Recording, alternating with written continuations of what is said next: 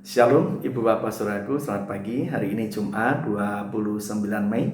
Kembali saya dan Ibu Gembala mengajak Ibu Bapak Saudaraku bersama menyembah Tuhan.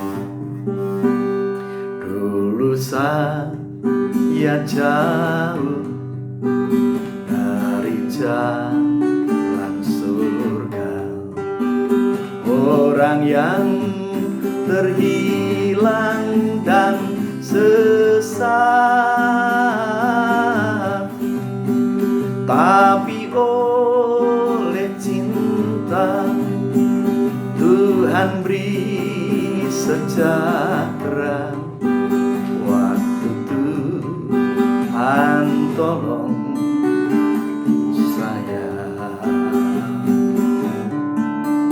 waktu Tuhan tolong saya, waktu Tuhan tolong saya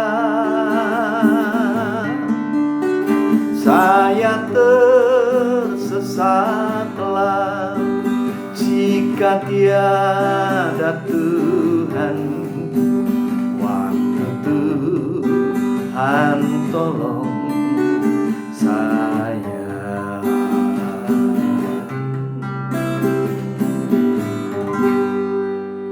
Kita berdoa. Bapa, kami rindu menimba kekuatan dari-Mu melalui firman-Mu. Untuk itu berfirmanlah, kami siap untuk mendengar. Di dalam nama Tuhan Yesus bersama kami mendengar firman Tuhan. Haleluya. Amin. Mari Ibu Bapak Saudaraku, kita buka firman Tuhan bersama-sama dari Injil Markus pasal yang ke-9, pembacaan ayat yang ke-28 dan 29. Demikian bunyi firman Tuhan. Ketika Yesus sudah di rumah dan murid-muridnya sendirian dengan Dia, bertanyalah mereka, "Mengapa kami tidak dapat mengusir roh itu?" Jawabnya kepada mereka, "Jenis ini tidak dapat diusir kecuali dengan berdoa." Ibu Bapak Saudaraku yang kekasih di dalam Tuhan, sejatinya tidak ada orang yang gagal. Yang ada adalah keberhasilan yang disiapkan di lain kesempatan. Oleh sebab itu, mari kita terus bersiap, karena kesempatan datang tanpa pemberitahuan. Ibu Bapak Saudaraku yang kekasih di dalam Tuhan, hari ini kita bertemu dengan murid-murid yang merasa gagal mengusir roh jahat yang merasuki seorang anak. Sampai akhirnya Tuhan Yesus sendiri yang mengusir roh itu. Lalu Ibu Bapak Saudaraku, itulah sebabnya mereka datang kepada Tuhan setelah mereka di rumah, lalu bertanya, mengapa mereka dalam tanda petik gagal tidak bisa mengusir roh itu. Ibu Bapak Saudaraku yang kekasih di dalam Tuhan, pelajaran yang pertama, ketika saya dan saudara merasa gagal, jangan pernah membentuk panitia penyelidik untuk mencari mengapa saya gagal. Tidak perlu kita berdiskusi dengan yang lain mengapa saya gagal. Jalannya satu, datang kepada Tuhan Yesus, pribadi yang tidak pernah gagal itu. Seperti yang tertulis di dalam ayat 28. Ketika Yesus sudah di rumah dan murid-muridnya sendirian dengan Dia, bertanyalah mereka, "Mengapa kami tidak dapat mengusir roh itu?" Artinya, kalau memakai bahasa mudah adalah, Tuhan, mengapa kami gagal melaksanakan apa yang sudah Engkau perintahkan kepada kami? Karena tentu mereka mengingat bahwa Tuhan Yesus pada pasal yang ke-6, ayat yang ke-6, B dan 7, di sana dikatakan demikian. Lalu Yesus berjalan keliling dari desa ke desa sambil mengajar. Lalu ayat yang ke-7, Ia memanggil ke-12 murid itu dan mengutus mereka berdua-dua. Ia memberi mereka kuasa atas roh-roh jahat. Murid-murid sudah diberi kuasa untuk mengusir roh-roh jahat, tetapi pada saat itu mereka gagal. Itulah sebabnya mereka datang kepada Tuhan Yesus bertanya, "Mengapa kami gagal mengusir roh itu?" Saudaraku yang kekasih, sampai di sini mari kita tarik pelajaran. Sesungguhnya tidak ada seorang pun yang tidak pernah gagal. Orang-orang hebat, tokoh-tokoh Alkitab dari Abraham, Daud, Salomo, semuanya pernah mengalami kegagalan.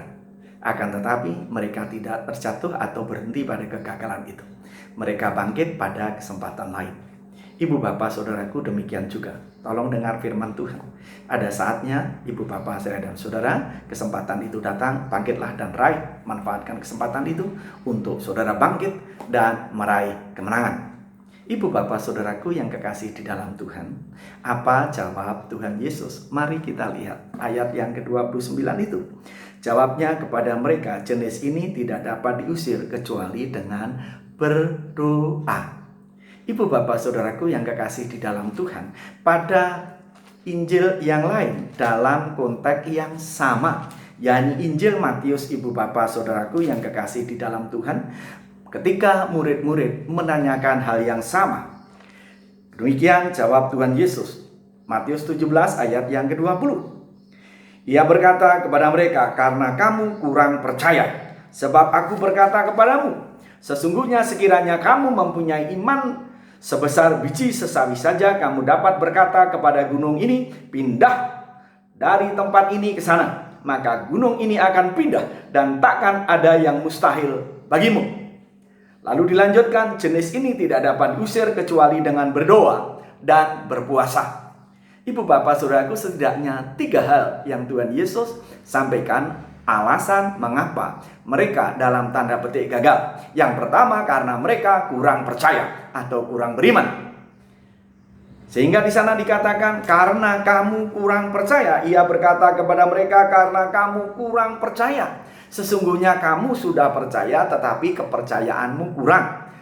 Kamu sesungguhnya sudah beriman tapi imanmu kurang, atau kamu kurang beriman. Ibu bapak saudaraku yang kekasih di dalam Tuhan, mari. Seringkali kita melihat kelemahan-kelemahan kita sehingga kita tidak lagi mengimani bahwa Tuhan yang kita sembah memampukan kita meraih kesuksesan. Berikutnya, yang kedua, di sana dikatakan karena kamu kurang menyangkal diri. Di sana dikatakan berdoa dan berpuasa. Ibu bapak saudaraku, puasa berbicara tentang penyangkalan diri. Supaya jangan kita menuruti nafsu yang namanya nafsu lapar untuk dipuaskan dengan makan, minum, dan lain sebagainya. Jadi setidaknya ada 3. Karena mereka kurang beriman, mereka kurang berdoa, lalu kurang menyangkal diri dengan berdoa dan berpuasa itu. Oleh sebab itu, ibu bapak saudaraku, mari berangkat dari 3 hal yang Tuhan sampaikan ini. Mari saat-saat yang seperti ini kita, yang pertama, menguatkan kepercayaan kita dengan pemahaman bahwa tidak ada seorang pun yang dirancang oleh Tuhan untuk gagal. Demikian juga ibu bapak saya dan saudara. Pegang itu. Dan Tuhan memampukan saya dan saudara untuk meraih mimpi-mimpi yang dirancang oleh pikiran kita. Lalu yang kedua, ibu bapak saudaraku, kuatkan di dalam doa. Lalu yang ketiga, sangkalah diri ibu bapak saudaraku dengan bersedia berpuasa. Dengan jalan demikian, ibu bapak saudaraku sedang mempersiapkan diri untuk meraih kemenangan itu. Bayangkanlah ibu bapak saudaraku, mari kita melihat seorang murid Tuhan yang bernama Petrus. Bagaimana ia bergumul ibu bapak saudaraku untuk pindah dari penjala ikan menjadi penjala manusia. Ibu bapak saudaraku, lihatlah, ia gagal berjalan di atas air. Dan akhirnya ia tenggelam sampai tangan Tuhan Yesus terulur dan mengangkatnya. Bukankah ia juga mendapat teguran keras dari Tuhan Yesus ketika ia mencoba mengkuliahi Tuhan Yesus untuk apa yang harus dilakukannya?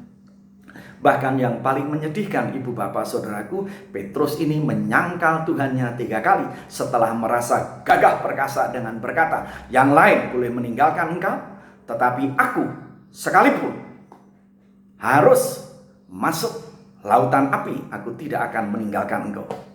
Dan Tuhan Yesus mengingatkan bahwa sebelum ayam berkokok, kamu telah menyangkal aku 3 kali. Dan itu benar. Harusnya Petrus langsung tenggelam dalam kegagalannya karena ia menyangkal Tuhan Yesus 3 kali seperti apa yang dinubuatkan oleh Tuhan. Akan tetapi ibu bapak saudaraku, setelah kebangkitan Tuhan Yesus mencari Petrus dan murid-murid yang lain, dikuatkan dan akhirnya setelah kesempatan itu tiba, seorang yang bernama Petrus, ibu bapak saudaraku, berdiri dan berkhotbah. Alkitab mencatat 3.000 orang percaya kepada Tuhan Yesus. Dari orang yang merasa gagal diubah menjadi pribadi yang menang dengan memanfaatkan kesempatan yang datang tanpa pemberitahuan itu. Ibu bapak saudaraku, mungkin ibu bapak saudaraku ketika mendengar firman Tuhan ini, ibu bapak saudaraku merasa hidup saya sudah gagal. Dengar. Mungkin ibu bapak saudaraku ada yang berkata, aduh keluarga saya gagal. Dengar. Mungkin ibu bapak saudaraku ada yang berkata bahwa masa depan saya terlampau suram karena saya orang yang gagal. Mungkin ibu bapak saudaraku berkata, anak-anak saya gagal. Dengar baik-baik firman Tuhan hari ini, bahwa Tuhan tidak pernah merancang anak-anaknya untuk gagal. Bahkan tidak ada yang namanya kegagalan. Yang ada adalah kesuksesan, keberhasilan yang disiapkan pada lain kesempatan.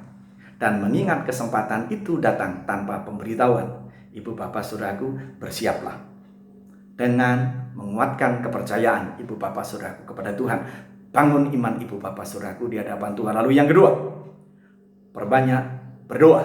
Lalu yang ketiga, bersedia menyangkal diri di hadapan Tuhan dengan berpuasa. Dari sana ibu bapak saudaraku akan peka terhadap suara Tuhan, sehingga ketika kesempatan itu datang, ibu bapak saudaraku memanfaatkan dan Tuhan memberkati ibu bapak saudaraku secara ajaib. Tuhan memberkati. Mari kita berdoa. Bapa, kami bersyukur karena Bapa mengasihi kami sedemikian rupa, sehingga merancang masa depan kami. Hari-hari yang akan kami lalui adalah hari-hari yang terberkati. Dan mengingat bahwa tidak ada seorang pun yang memang Tuhan rancang untuk gagal.